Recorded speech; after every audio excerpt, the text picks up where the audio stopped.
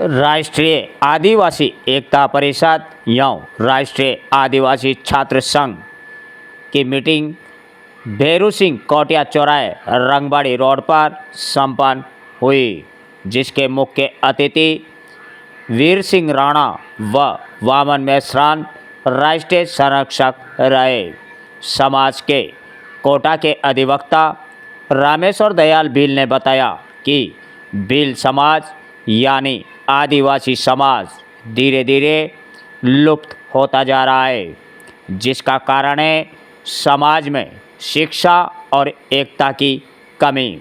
वहीं राजनीतिक प्लेटफॉर्म ने समाज को छिन्न भिन्न कर दिया। हमारा ये मंच राष्ट्रीय स्तर पर समाज और समाज के युवाओं को एक प्लेटफॉर्म पर लाने के लिए प्रयासरत है और प्रयासरत रहेगा।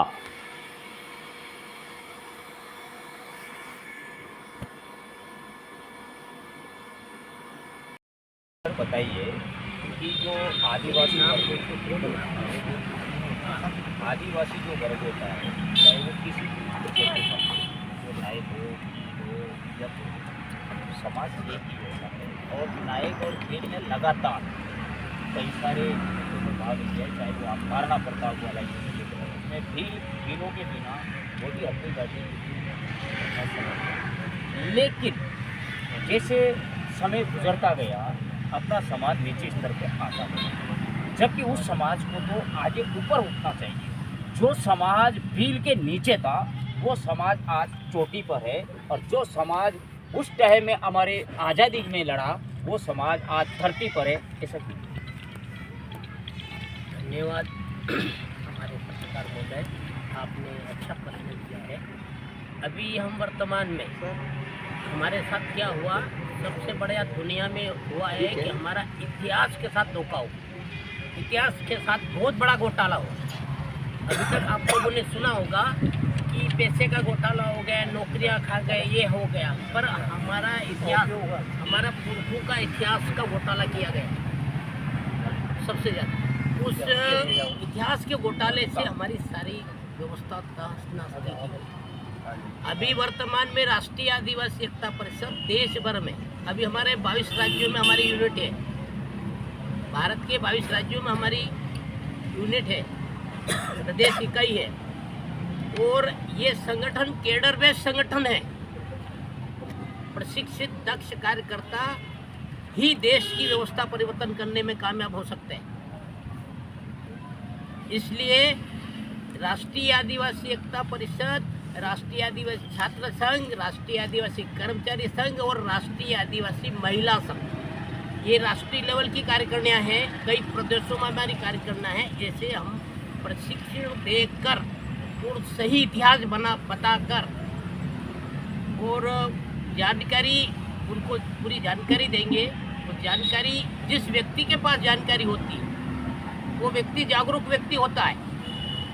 उस जागरूक व्यक्ति को कोई दुनिया में कोई भ्रमित नहीं कर सकता है, और जागरूक व्यक्ति के पास आत्मविश्वास होता है। लेकिन अभी जो सरकार की ये सरकार की नीति चल रही है SIR को लेके, इसमें कई देखा गया तो कई सारे आदिवासियों के नाम वोटर लिस्ट से गायब हो गए। और आगे क्या रणनीति रहेगी ये तो आने वाला समय बताएगा।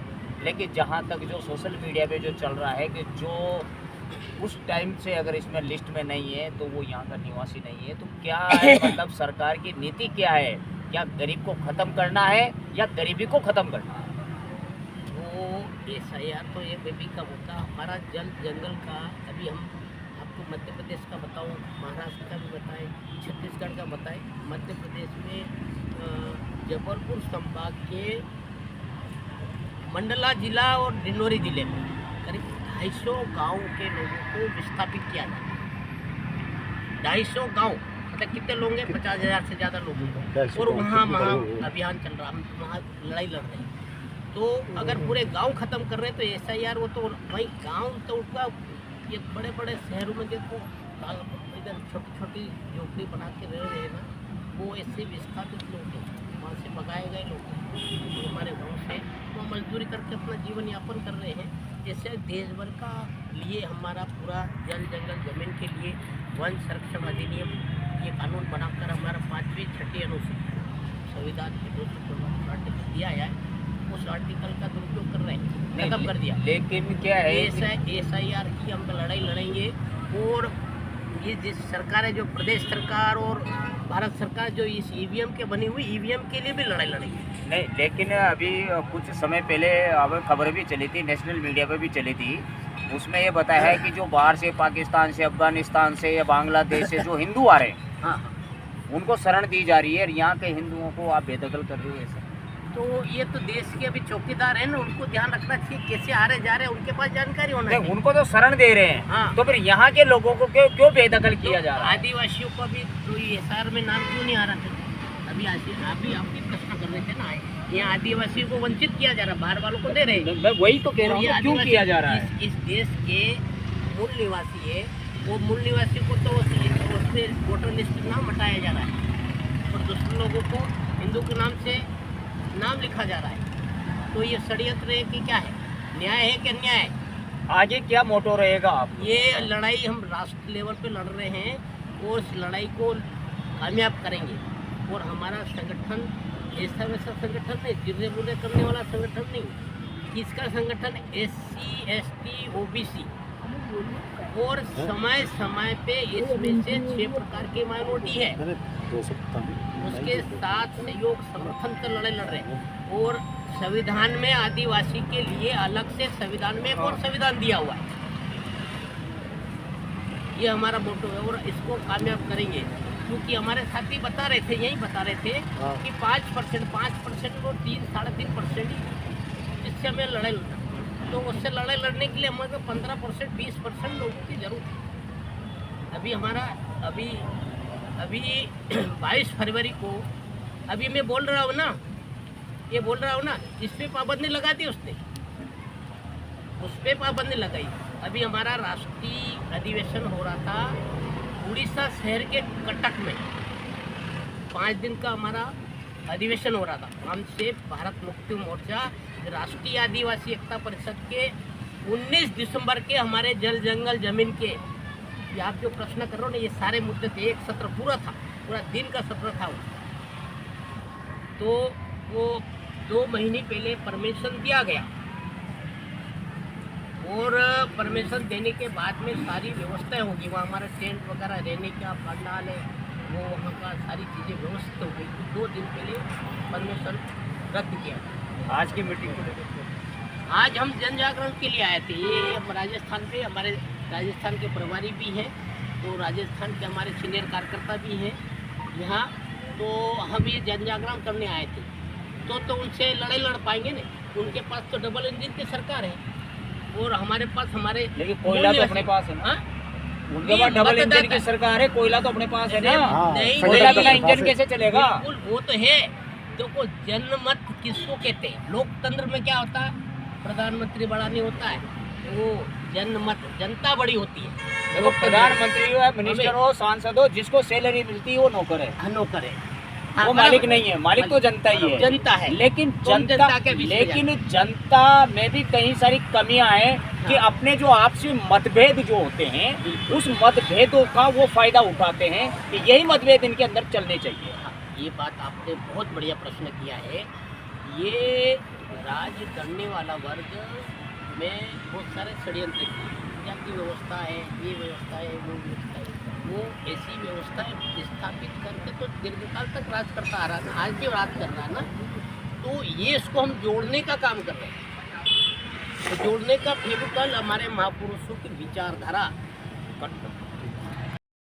मैं आप सभी बुद्धिजीवियों से चाहूँगा कि ऐसी जो वर्ग होता है, ऐसी वर्ग यानी अपन छोटे, उसी को ऐसी वर्ग कहते हैं। पहले क्या था कि गांव में निकलते तो चप्पलें सिर पे रख के चलते थे, या चप्पलें उठा के चलते थे। आज हमारे जो बाबा साहेब अम्बेडकर ने जो संविधान बनाया, उससे अपने को बोलने का, चलने का सारा अवसर दिया है। वो सारी चीज़ें सही है, लेकिन सबसे बड़ी एक चीज़ पे और मुद्दा उठना चाहिए कि एससी का जो व्यक्ति है, अगर उसको उसके बच्चे को डॉक्टर बनाना है, या फिर इंजीनियर बनाना है, या उसकी बड़ी अच्छी तरह से शादी करनी है, उसको पैसे की आवश्यकता होगी। अगर उसके घर में पैसा नहीं है तो वो क्या करेगा कि अपनी ज़मीन को बेचेगा। लेकिन सबसे बड़ी चीज़ है वो जनरल की ज़मीन उसी जगह पे 10 लाख रुपए 5 लाख रुपए बीघा बिकेगी, लेकिन एससी की ज़मीन 2 लाख 1.5 लाख में भी लेने वाले नहीं मिलते हैं। और मजबूरन उसमें क्या होता है कि वो व्यक्ति मजबूरन 1.5 लाख में बेचने को तैयार है। क्यों नहीं ऐसी व्यवस्था हो जाए? अगर किसी गरीब को अपने बच्चे को डॉक्टर बनाना है, इंजीनियर बनाना है, या कोई बड़ी व्यवस्था उसके लिए करनी है, तो उसकी ज़मीन क्यों इतनी कम भाव में बिकती है? इस पर क्यों नहीं रोक हटे? क्या गरीब को कुछ भी करने का अधिकार नहीं है? और सबसे बड़ी बात तो ये है कि उस जमीन को खरीदने वाला जनरल वाला होता है और बीच में जो मुख्ताराम होता है वो एससी वाला होता है, लेकिन काम तो जनरल वाला ही कर रहा है। इस पे क्यों नहीं काम कर रहे? बिल्कुल इस पे काम कर रहे हैं। और ये व्यवस्था हमारे पास होगा तो कानून हम बनाएंगे। अब व्यवस्था उसके पास है। ये आवाज हमारी उठनी चाहिए ना। जनता की ताकत हम बढ़ा रहे हैं। हम जनशक्ति बढ़ाएंगे और जनशक्ति संगठन शक्ति में परिवर्तन करना है। जनशक्ति को संगठित रूप से देश भर की जनशक्ति को परिवर्तन करने के लिए जो कोटा संभाग से मैंने 2017 में एक आरटीआई लगाई थी, उसमें कुछ मुकदमों की मैंने कॉपियाँ मांगी। जब मुझे वो कॉपियाँ दी गई तो उसमें 98% मुकदमे एससी वालों के खिलाफ है। बराबर, यानी कुछ पारिवारिक मैटर समझो, जमीन बंटवारे को लेकर समझो, 498 समझो, या 376 जैसे मुकदमे समझो। होता कुछ भी नहीं है, पैसा दो और मुकदमे ख़त्म कराओ। ये जो सिस्टम चल रहा है ये अपने एससी समाज में चल रहा है। इस बुराई को कैसे ख़त्म किया जाए? देखो, लोगों में हमारे समाज में जागरूकता लाना पड़ेगा। और जहाँ आप जिस तहसील में रहते हो, जिस जिले में रहते हो, हमारा कैडर लगाओ। SC ST OBC माइनॉरिटी सबको कैडर देते हैं। हमारा सब मूल निवासी भाई है। जब प्रशिक्षण होगा, देखो प्रशिक्षण से क्या होता है, देश में देश चलाने वाले लोग जागरूक जागरूक। इसलिए वो प्रशिक्षण, बिना प्रशिक्षण से हमारे लोगों को आप जो पहले कह रहे थे ना, वो इधर जा रहा, अलग ग्रुप में जा रहा, ये कर रहा है, वो कर रहा है, अलग अलग ग्रुप में बच रहा है, वो इधर कमी है।